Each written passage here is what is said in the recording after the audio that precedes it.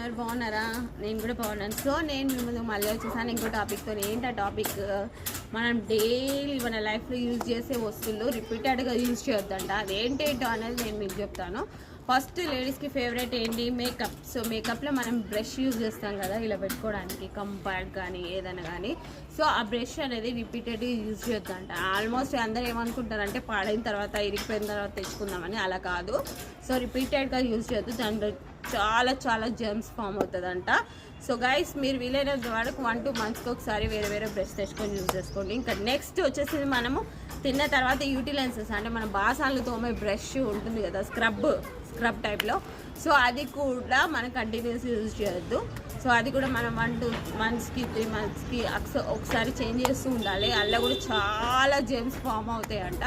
అది మళ్ళీ రిపీటెడ్గా యూజ్ చేస్తే ఆ జెమ్స్ అనేది మన బాసాన్లకి అత్తుకొని మన ఇంట్లో వెళ్ళిపోతాయి.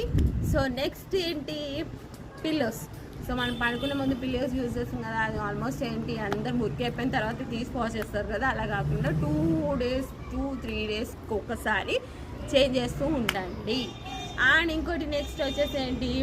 బ్రష్.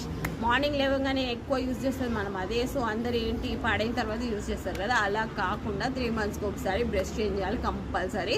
సో మన టాయిలెట్లో ఎలా అయితే జెమ్స్ ఫామ్ అవుతుందో, మనం 1 monthకో 15 daysకి ఒకసారి వాష్ చేస్తుంటాం కదా.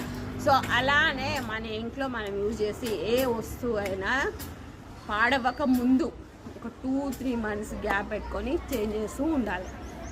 సో ఇవది ఇన్ఫర్మేషన్. మీకు నచ్చితే ఒక like, follow, subscribe. Bye guys.